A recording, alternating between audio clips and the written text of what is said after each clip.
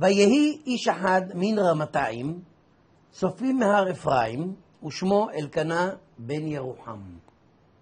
ולא שתי נשים, שם האחת חנה, ושם השנייה פנינה. ויהי לפנינה ילדים, ולחנה אין ילדים. שלום.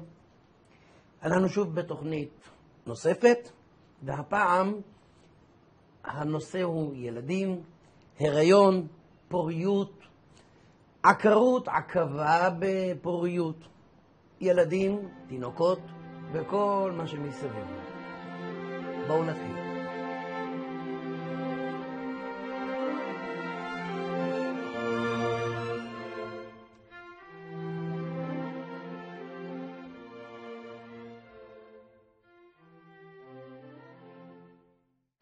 שלום שוב. ובכן, מגיעים אליי רבים זוגות וגם בודדים שהנושא החשוב והעיקרי בחייהם זה נושא הפוריות.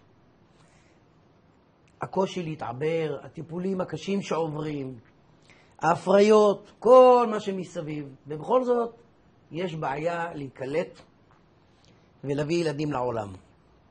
כבר נאמר בצער תלדי בנים, אבל הצער הוא בלידת הבנים. פה מדובר על הצער שלפני כניסת ההיריון בכלל.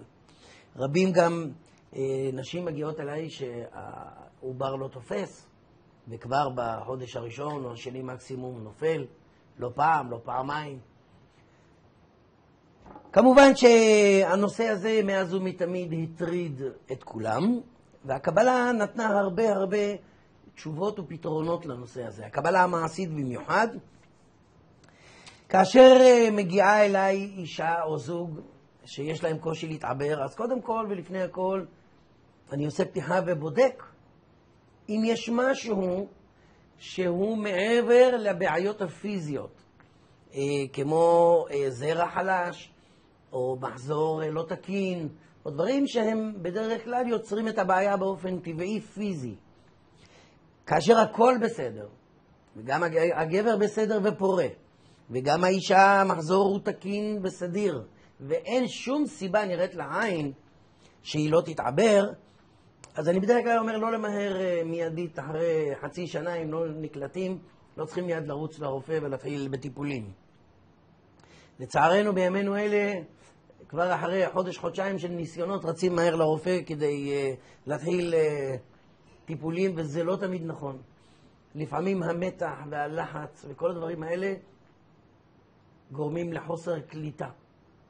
היו כאלה שלא פעם ששלחתי לחופש, זאת אומרת אמרתי לזוג, אני גם לא רואה בעיה בפתיחה, לדעתי תצאו לחופש, תחזרו מהחופש, אני מניח שהכל יהיה רגוע והדברים יראו אחרת, ואכן, לא פעם, זוגות יצאו לחופש שני, מה שנקרא ירח דבש שני, חזרו רגועים, ואחר כך הזיקו בן או בת. זאת אומרת שגם הלחץ הנפשי שלנו, ככל שאנחנו מנסים, וזה לא מצליח מיידית, אנחנו נכנסים ללחץ, והלחץ הזה גורם לנו לדחוק את ההצלחה להתעבר יותר ויותר. בתוכנית הזאת אני אציג כמה וכמה סגולות מהקבלה, סגולות שחלקם לקוחים מהספרים שלי, חלקם אני נותן אצלי בפייסבוק. אני אתן דוגמה, אני קיבלתי בפייסבוק, מישהי שלחה לי לפייסבוק והיא כתבה, יצחק, אני חייבת להגיד לך שיין הקידוש של ליל הסדר שיוצא ביום שישי עזר. לא לי, אני סיימתי בגלגול הזה, היא כבר בחורה מבוגרת, והיא כבר עם הילדים סיימה באמת. אך נתתי עצה זו לחברתי. בפסח האחרון, בליל הסדר, זה יצא ביום שישי. והטיפ שלי היה בפייסבוק, לקחת את היין שמקדשים עליו, לאישה שמתקשה להתעבר, ולברוח על הבטן. אמנם אנשים לא אוהבים לספר שיש להם הצלחות כי הם מפחדים מעין הרע. זה בסדר, אבל ישנם כאלה שאין להם בעיה עם זה. והם כותבים לי. אני יכול להגיד שמעבר לזה שזאת כתבה לי בפייסבוק, יש רבים ששלחו לי גם במייל, שמאז ועד היום עברו בערך חודשיים, אני יודע על 3 שהתעברו. זאת אומרת שהטיפ הזה, זה טיפ מאוד חזק, זה יוצא פעם בכמה שנים שליל הסדר נופל ביום שישי, לא כל פעם, ולכן ליין יש סגולה מאוד מאוד מאוד מיוחדת לפוריות. אז אני לא פעם נותן בפייסבוק שלי הרבה טיפים לכל מיני מצבים, ולא בהכרח רק לפוריות. פה נפל במקרה הפוריות. וזה כן הצליח, וכן היא התעברה. ישנם כאלה שיש להם בעיה עם העובר, כן מתעברות, אבל העובר לא מחזיק. גם פה בדרך כלל אני פותח, יש מצבים שבהם אני נותן קמעה יהודית לנושא הזה, זה נקרא לשמירת האם והילוד, וישנם מצבים שבהם אני מציע לבוא אליי, לעשות שימוש בחגורת הפוריות של הצדיק ממרוקו, שנסעתי למרוקו במיוחד כדי להביא אותה, ואני יכול להגיד שהרבה מקומות בעולם מגיעים במיוחד כדי לעשות שימוש בקמעות האלה. אלה קמעות מאוד מיוחדים, שכנראה נכתבו הרבה מעבר ל-150 שנה, הגיעו אליי בדרך ללא דרך, כמו שאומרים, נסעתי במיוחד לפני מספר שנים להביא את זה, ומאז אלה שעושים עם הקמעות האלה שימוש, זה 4 קמעות, אחד זה חגורת הפוריות, אחד לפרנסה, אחד לזוגיות, ואחד לבריאות הגוף והנפש. אני יודע על רבים מאוד שעשו שימוש בקמעות האלה, ואכן או נפקדו להיריון, או מצאו פרנסה טובה, או מצאו זוגיות טובה.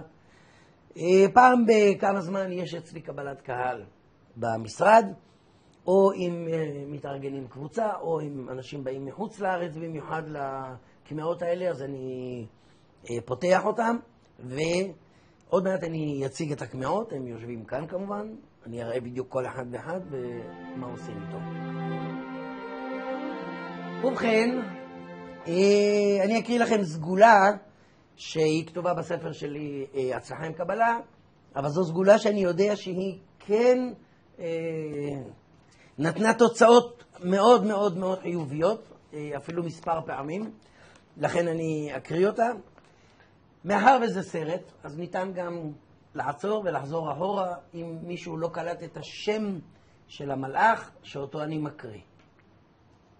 ובכן, אישה שרוצה להרות, תיקח חוט אדום בגודל או באורך של מטר או מעט יותר, תטבול את הקצוות של החוט בנר ששימש לברכה בברית מילה. כשאנחנו הולכים לברית מילה, בדרך כלל מדליקים גם נר. יש כאלה שמדליקים 2 נרות.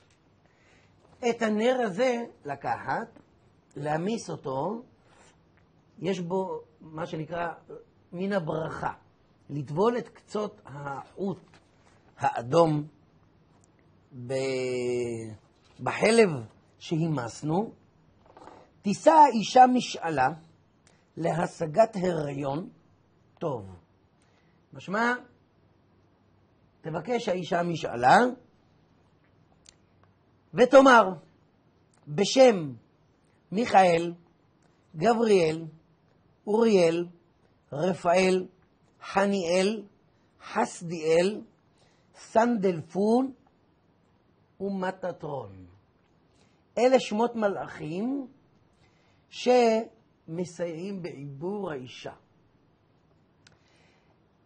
יבוא לי העיבור במהרה ולא יתעכב ממני או מאישי. במשפט הזה תסיים האישה את הבקשה. ובסיומה תקשור את החוט האדום סביב בטנה. החוט האדום יישאר קשור סביבה במשך חודש כולל זמן המחזור. ובעזרת השם, תתפקד. זאת אומרת, היא תיכנס להיריון. אחרי שהיא נכנסה להיריון, ובעזרת השם, ובמזל טוב תלד, את החוט הזה יש לקבור באדמה. זהו, לא למסור לאחר, ובזמן ההיריון לשמור אותו, אפשר לשמור אותו בארנק, או ליד המיטה, או איפה שרוצים, כי הוא חלק מן ההגנה על העובר. זו עצה. ובכן, עכשיו אנחנו נעבור להכיר את הקמעות ואת חגורת הפוריות של הצדיק ממרוקו. ובכן, הקמעות של הצדיק ממרוקו. זוהי התיבה שבה אני מחזיק את הקמעות. אני אסביר כל קמע מה תפקידה ואיך נעשה בה השימוש. ובכן, זוהי קמע שנקראת חגורת הפוריות. בפנים יש קלף או מספר קלפים, כי יש מקומות שניתן להרגיש שיש ממש צמד קלפים. את זה האישה שמעוניינת להתעבר קושרת סביב מותניה. יש תפילה מאוד מיוחדת שעליה לקרוא, כמובן להדליק נר ולומר ענני השם ענני, כדי שישמע תפילתה. לאחר שסיימה את הפעולה וקראה את התפילה, זוהי תפילה לפוריות, לשמירה, לכניסה להיריון ולשמירת העובר כמובן. כל התהליך לוקח משהו בסביבות 10 דקות, עד רבע שעה. ניתן להמתין עם זה זמן קצר נוסף. מאות עשו בקמע הזאת שימוש וראו נפלאות, ממש. אני כל פעם נדהם מחדש שמתקשרים ואומרים לי, יצחק, תבורך עם הקמע שלך המיוחדת, התעברה זו ונפקדה זו וכו'. קמע שנייה היא קמע לבריאות הגוף והנפש. זוהי קמע שנקשרת סביב צווארו של המבקש בריאות. כמובן שיש לכל קמע את התפילה הייחודית לה, שזה כולל תמיד הדלקת נר והבקשה של ענני השם ענני, ואז קריאה ושימוש בקמע הזאת שהיא קמע, כמו שאמרתי, לבריאות הגוף והנפש. זה שרשרת זהב שנקשרת סביב צווארו של האדם שמבקש את הברכה. יש את הקמע לפרנסה. זוהי קמע, כל אחד שאני אומר קמע, היא בפנים נמצאת סגורה הרמטית, על קלפיק היא כתובה. זוהי קמע שהיא נקשרת סביב זרועו הימנית של מבקש הפרנסה והשפע. אותו דבר כאשר הקמע קשורה סביב הזרוע, מבקש האדם ענני השם ענני, מדליק נר ונושא תפילה ייחודית לפרנסה ושפע לו ולכל עם ישראל. לקמע הזאת יש מקבילה שהיא בצורה זו שהיא רצועת כסף עם חותמי שלמה וברכות. כמובן יש כאן שמות קודש ושמות מלאכים. זה המקבילה לזה. לפעמים עושים עם שניהם יחד, לפעמים עם אחד בלבד. והקמע האחרונה היא קמע לזוגיות, שכמו שרואים יש לנו כאן שתי טבעות של גבר ואישה. את הקמע הזאת אוחזים ביד ימין בצורה הזאת, כאשר מברכים, מדליקים את הנר, אומרים ענני השם ענני. כאשר גמרנו לשאת תפילה, יש לאחוז בזה מספר דקות נוסף, ובעזרת השם אנחנו רואים ממש ניסים בנושאים האלה. אלה 4 הקמעות שנמצאים כבר בחזקתי מספר שנים, וכל פעם אנחנו עושים בהם שימוש. המיוחד בהם, שכמו שאמרתי, הם נכתבו לפני הרבה זמן, והם נכתבו בצורה מאוד ייחודית. זאת אומרת, אותו צדיק יצחק קם כל לילה, עשה מקווה וכתב מספר שורות בכל קמע וקמע. זאת אומרת שכל קמע נכתבה במהלך תקופה מאוד ארוכה. אסור לגבות כסף עבור השימוש בקמעות האלה, ולכן כשאני מוציא את זה לשימוש הקהל הרחב, אז לא גובים עבור זה כסף. אם מישהו רוצה לתרום, אז זה כבר רצונו שלו, אבל השימוש, כמו שאמרתי, הוא חינם, אין כסף. אלה הם הקמעות שנקראות קמעות הצדיק ממרוקו, שבראשם, כמו שאמרתי, נושא הסרט הזה, שהוא החגורה של הפוריות. עד כאן הנושא של הקמעות של הצדיק. ובכן,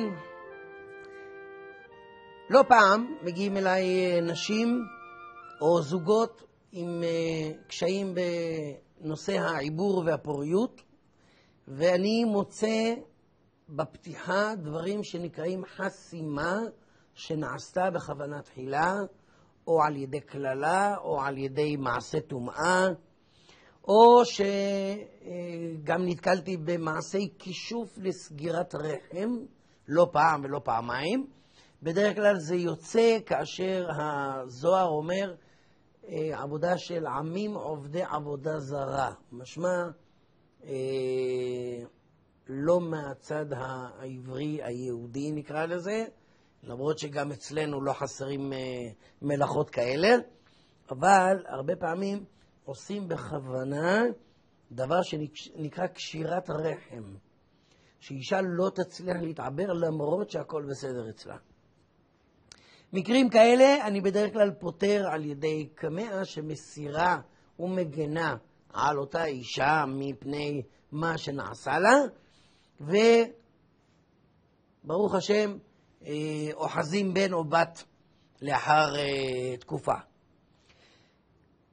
ישנה מעבר לנושא של הפוריות גם את נושא התינוקות אחרי שהם נולדים.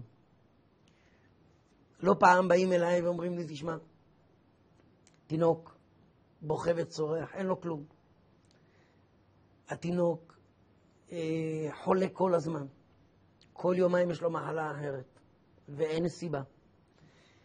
הולכים לרופא וכל הזמן, מה שנקרא, ביקורים תכופים, כי כל פעם התינוק נדבק במשהו אחר, חולה, בוכה, והרבה פעמים, לצערי, זה נובע מעין הרע שנגרמת כאשר אנחנו עושים מסיבה לילוד, אם זה בריתה או אם זה ברית, ואז באים הרבה אנשים, ואנחנו לא עושים כלום כדי להגן על התינוק, וכל אחד בא ואיזה פוצי ואיזה מוצי, וזה בסדר, וזה מצוין, וזה טבעי. אבל לצערי ישנם כאלה שיש בהם קורטוב של קנאה, ולפעמים זה מה שדבק או באמא או בילוד. דבר שגורם בהמשך כל הזמן לבעיות שאנחנו לא יודעים ממה הן נובעות. לכן, אני במקרה הזה מציע לרבים, לפני הלידה עצמה, ממש, או סמוך ללידה, ככל האפשר, להצטייד בקמע שנקרא קמע לילוד. זוהי קמע שנכתבת על שמו של הילוד ועל שם אמו. את זה מניחים ליד המיטה שלו אחרי שהוא נולד, ואפשר לנוח על זרי דפנה, כי להידבק בעין הרע הוא לא יידבק. לא ידבק בו שום אנרגיה שלילית חלילה. הקמע הזאת מלווה את הילוד עד גיל 13. עד אשר אמר עליו אביו, ברוך שפטרנו מעוונותיו של זה. זאת אומרת, ברגע שהילוד מתחיל לשאת על עצמו את עוונותיו, בגיל 13, בבר מצווה, הקמע הזאת כבר לא תקפה. אבל עד אז, הקמע הזאת במשך 13 שנים שומרת ומגנה על התינוק, מיום הלידה שלו ועד גיל 13, כמו שאמרתי. אז אני בדרך כלל ממליץ להצטייד בזה, לא לשים ספרי תהילים מתחת למיטה של התינוק או מתחת למזרון של התינוק, כי כמו שאמרתי בסרטים הקודמים, ספר לא עוזר. הספר נועד לקריאה, לא נועד להניח אותו, כי הדפים של הספר לא שומרים עלינו, זה נייר. הספר מיועד לקרוא. הקדוש ברוך הוא רוצה לשמוע אותנו קוראים מתוכו. לא שאנחנו נניח את הספר ושהקדוש ברוך הוא בעצמו יבוא ויקרא, כי זה לא קורה. לכן, לשים לו כל מיני דברים כחולים, זה בסדר. חמסות, לא מומלץ. כמו שאמרתי בסרטים הקודמים גם, חמסה זה מזוזה מוסלמית. אז אין לשים לתינוק חמסה. זה לא שייך לנו בכלל. לתינוק בדרך כלל כותבים קמע על קלף כשר, ואנחנו מוודאים שזה קלף, אם מישהו כתב לנו, נוודא שזה קלף, זה לא נייר, ונוודא ששם התינוק ושם אמו מופיעים בפנים. אם הוזמן הקמע לאחר לידתו של התינוק, יש לוודא שתאריך הלידה העברי שלו כתוב בתוך הקמע גם כן. אז ככה שבמקרה ואנחנו רוצים לקחת משהו שיגן על העולל הקטן שנולד, אז כמו שאמרתי, ספר תהילים מתחת למזרון לא, חמסה לא. אם אנחנו רוצים לשים כל מיני דברים כחולים, אז גם אם נביט אחורה בסרטים נדע שהכחול זה נגד שדים, זה גם אמונה מוסלמית, אבל זה לא מזיק. ורצוי תמיד להזמין קמע שהיא תשמור ותגן על הילוד. זה לגבי הילוד ולגבי העין הרע או אנרגיות שליליות שיש. ישנם ילדים שמתקשים בלילה לישון, יש להם הרבה סיוטים, הם זזים במיטה כל הזמן וחולמים חלומות כאלה שהם גורמים להם להתעורר ולבוא להורים, ואני מדבר על גיל כבר של יותר ילדים, לא תינוקות. אחד העצות שאני בדרך כלל נותן, וזה עובד טוב ברוב המקרים, זה להניח קערה של מים בחדר של הילד. אפשר להניח את זה על שולחן או על משהו, אבל קערה ממש גדולה עם מים בפנים, דבר שבדרך כלל מטהר את האנרגיה של החדר שבו יושן הילד. גם למבוגרים אני ממליץ את זה לפעמים כשהם חסרי מנוחה בלילה. אז ניתן להניח קערה, ותראו שבהדרגה צריכים להחליף את המים כל יום, אבל אפשר יהיה להבחין כבר תוך מספר ימים שאכן הילד נרגע ושנתו שלווה יותר. ובכן, דבר נוסף שהייתי גם ממליץ, פונים אליי רבים שהילדים מתקשים בבית הספר, יש להם קושי להסתדר עם החברים, רבים, לא רוצים ללמוד, הרבה פעמים מדרדרים בלימודים. זאת אומרת שמסגרת בית הספר קשה להם מאוד, ההתמודדות מאוד קשה, כי צריכים להתמודד גם עם ילדים, וכמו שאנחנו יודעים, ילדים זה דבר שלא יודע לשקר שקרים לבנים, ואומרים את הכל, והם לצערנו גם די אכזריים, כשהם נטפלים למישהו, אז אותו מישהו ממש בבעיה. אז שפונים אליי במקרים כאלה, אני ממליץ על דבר שנקרא קמע בינה ודעת. זוהי קמע שנכתבת עבור ילדים, גם למבוגרים. היא נכתבת לא אחת שלומדים באוניברסיטה ומתקשים, אבל היא נכתבת עבור ילדים למספר סיבות. אחת, התקשות בלימודים. שנייה, התקשות במצב חברתי. זאת אומרת שיש להם קושי ליצור מצבים חברתיים טובים, ליצור קשרים טובים עם הסובבים אותם. ביטחון עצמי נמוך, כי כתוצאה מהתקשות בלימודים והתקשות במצב חברתי, נוצר מצב של ביטחון עצמי נמוך, וככל שהביטחון הולך ויורד, ככה הקשיים הולכים וגדלים, וקשה מאוד אחר כך להחזיר את זה בחזרה. אז אני בדרך כלל ממליץ, ברגע שאנחנו מזהים בעיה אצל ילד, איך שאנחנו מזהים את הבעיה, לא מחכים ואומרים לו, אל תדאג, הוא לא בסדר, היה קשה, אל תדאג, תתגבר. אלא כשאנחנו רואים שבאמת נכנסים למצב של קשיים, אני ממליץ לעשות את זה. אם יש פתרון אחר, אין שום בעיה.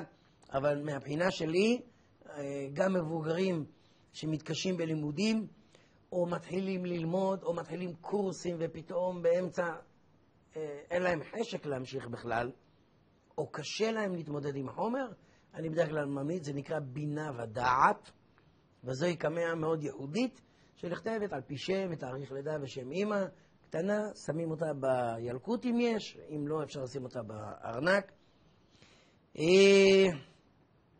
לפני שאנחנו נסיים, אני אתן עוד כמה סיבות להם נגרמים בעיות של פוריות.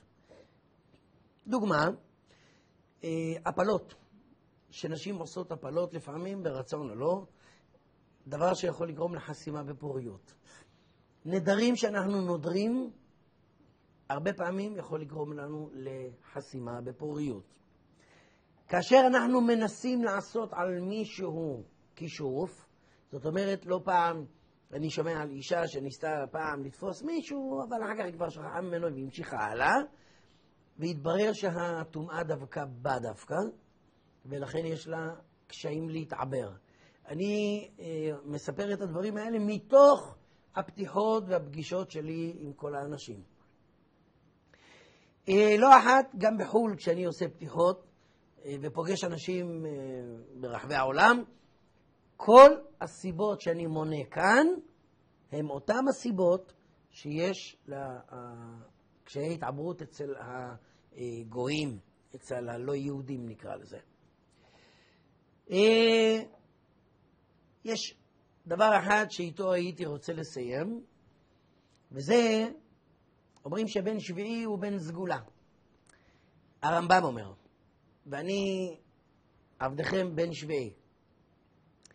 וכמו שסיפרו לי, את העורלה שלי חילקו לארבע עקרות, וכל הארבע עקרות התעברו. זאת אומרת, עורלה של תינוק, לא בהכרח בן שביעי, יכול להיות כל תינוק, שאישה שמתקשה בעיבור תחזיק בו, היא תתעבר גם. זוהי גם סגולה שמתוך הקבלה מאוד מאוד, סגולה מאוד מאוד עתיקה, שלא אחת הוכיחה את עצמה. אני יכול להגיד שעל כל 8 מקרים שאני יודע שאישה אחזה בעורלתו של תינוק, היא התעברה. 8 מכל 10 זה כן הצליח. אז נאמר שאם רחם בקרבה, הרי תאחוז בידיה גם את ולדה. עד כאן להפעם. אז אם יש לכם שאלות, אתם מוזמנים להיכנס אליי לפייסבוק. אם אתם רוצים לשאול גם באתר שלי, בית הרוחות או המרכז לקבלה מעשית, יצחק מזרחי, אני אשמח לענות לכם ואני אשמח לבדוק עבורכם. מי שנרשם באתר גם מקבל הודעה כל פעם שעושים שימוש בקמעות הצדיק ממרוקו. אז ככה שאם נרשמתם ברשימת התפוצות, אז תוכלו לקבל הודעה מתי זה.